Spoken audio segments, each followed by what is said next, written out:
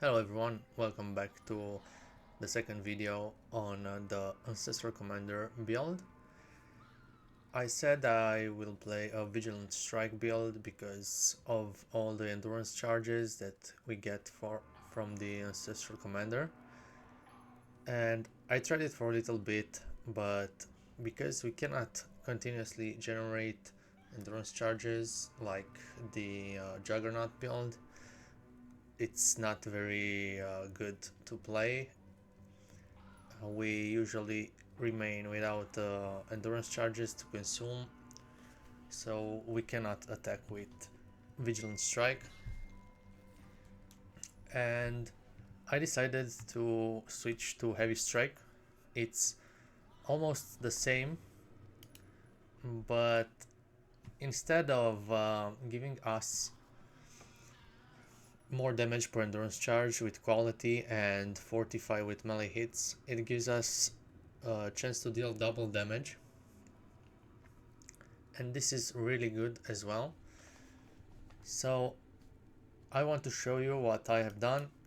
Of course, I got the Relocation Patience boots. I found one divine, and the boots uncorrupted are at about 90 chaos right now. You can find cheaper boots, but I really wanted to have more than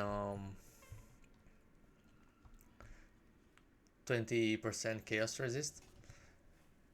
So I bought them. This is really good because it gives us endurance charges, frenzy charges, and power charges, but we don't use power charges. So we get more defense right now from the endurance charges, more damage from frenzy charges, and in in the um, in the passive skill tree, what I have changed is I took the notes here for the endurance charges with the mastery for 3% increased damage per endurance charge and frenzy charge. So I currently have 9 endurance charges and 4 frenzy charges. I took the savagery here and all the points for endurance charges that we have. So this node over here gives us 13, like 40% increased damage, almost 40%.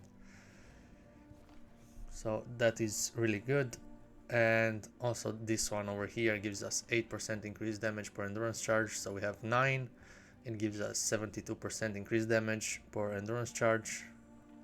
We also have some armor per endurance charge. For the extra defense, we have 11,000 armor and the extra physical damage reduction from the endurance charges. So this is what I changed for now. I gave up the harpooner, but I will take it next because I didn't have enough points, and I could get rid of this one over here, but this node, the kinetic impacts, gives us 5% chance to deal double damage, and with the 55% chance to deal double damage from heavy strike, we get to 60%. And I bought a natural affinity jewel. It's kind of cheap, it's 15 chaos, and this gives us 20% chance to deal double damage if we get to 10 grasping vines. So in total we have 70% chance to deal double damage, and that is really nice. We deal a lot of damage. So that's it for anything on the passive skill tree. Oh, one other thing, because we are not playing Vigilant Strike anymore, I lost these 3 points here to gain endurance charges because we have Rala Cash, and I took the notes for the Fortify Mastery that gives us Fortify on melee hit. So this way we'll be even tankier. So on the gear, nothing special apart of Relocation Patience I still have some old gear like the Odorous Danding because I need Intel, and on the passive skill tree here I have 2 nodes for Dex and Intel. Still a 4 link. I didn't find one. I think I could buy a 5 link, but I don't see the need for it yet. I don't know, maybe I'll buy a 6 link directly, or I'll craft one if I get some currency. And I'm using Heavy Strike with melee physical damage, brutality, and multi-strike. Then I have War Banner with life tap, Lip Slam with faster attacks. Also we have Cast on damage taken with Molten Shell and vulnerability. The vulnerability needs the intel, so that's why we need some intel. I have vitality with arrogance and pride. Also I'll use blood rage for the extra attack speed and also physical damage leached as life. This is a very nice boost with the attack speed. Flesh and Stone, I'm using the Sand Stance for the extra damage, less damage taken, sorry. And Enduring Cry with life tap. I will use Enduring Cry just if there is a monster that deals a lot of damage, just to grant me 2% of life regenerated per second per 5 power. So anyways, you don't have to play with Enduring Cry, it's just another button you have to press, and I really don't like it, so I usually don't press it. But that's about it. Here I am using I just did the trial, so I'm not going to use the Soul of the Brian King anymore, because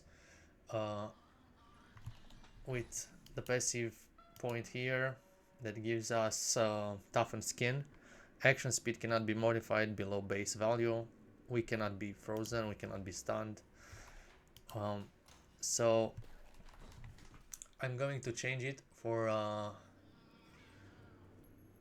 this one, physical damage reduction while there is only one enemy, and 20% chance to take 50% less area damage from hit. And here I took Soul of Tukohama for additional damage reduction per second while stationary. And once I will get Tassin, I'll get 2% extra life per second while stationary, because we are usually stationary when we fight a unique. And when I will get the core Sister of Shadows for 6% reduced elemental damage taken if you have been hit recently, I will switch to Soul of Lunaris. But enough about that. Let me show you a red map. I haven't done any red maps till now, so that's why I wanted to update you before I start doing red maps. So with a 4 link, I think it's pretty good. I still have to change my potions. The flasks are still the same. As you can see, the damage with a 4 link, it's quite good.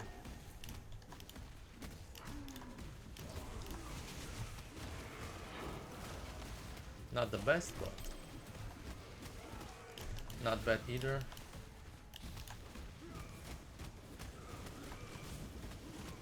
Okay, so Soul Eater, this is kind of hard to kill. Okay, let's see if I go the right way.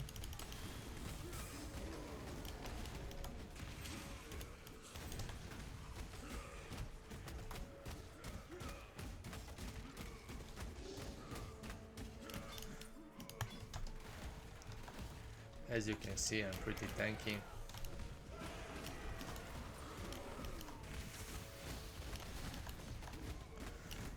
Going back to do Alva.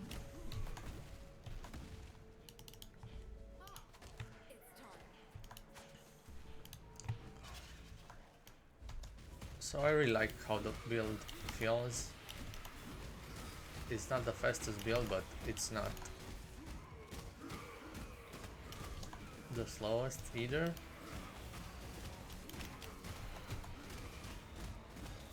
So when you have a unique like this, you can put the war banner to deal extra damage.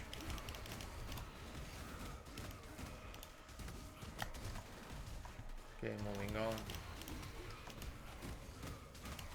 to the next pack.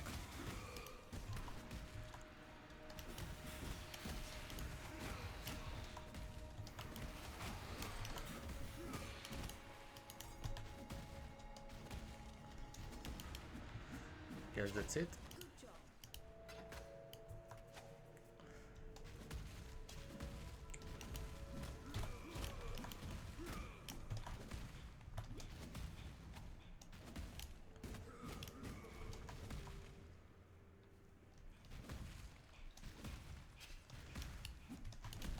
I'm still not capped at 75 chaos res, I only have 50%. But I'm not really worried.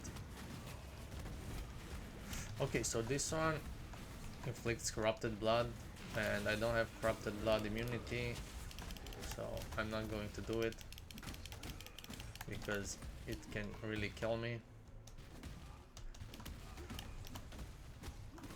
I will take the node here until I will get a jewel, for corrupted blood cannot be inflicted to the character. That is really good because corrupted blood is really bad mod.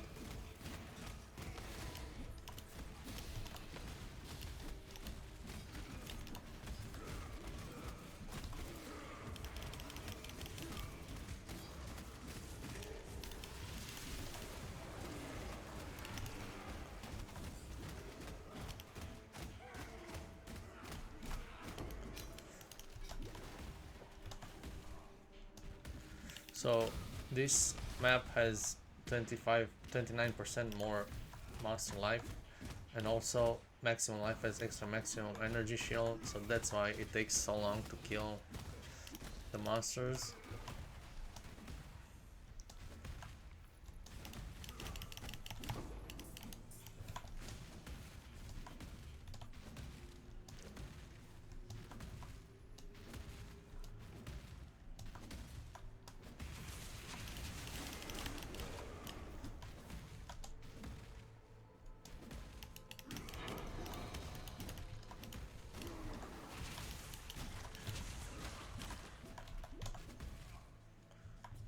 Okay, I guess it's not this way.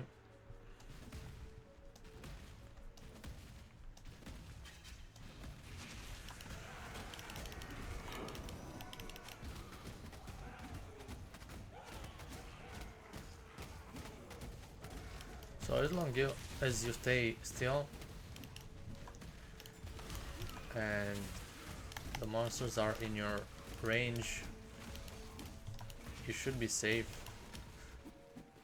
while they are in the sand stance radius.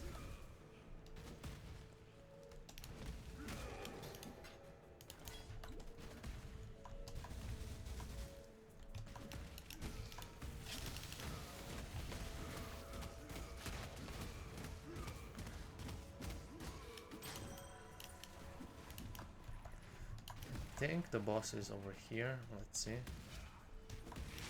Oh no, it's not.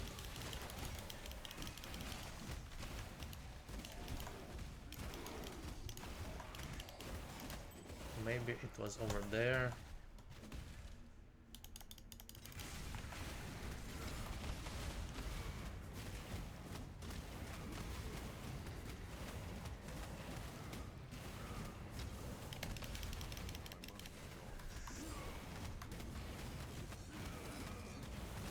So the next thing I will do, I will take a flask for bleed and a flask for poison immunity, because if I would get a lot of poison stacks on me, that would be really bad. So right after this map I'm going to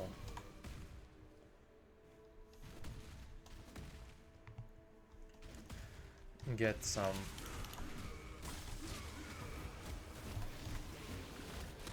flasks.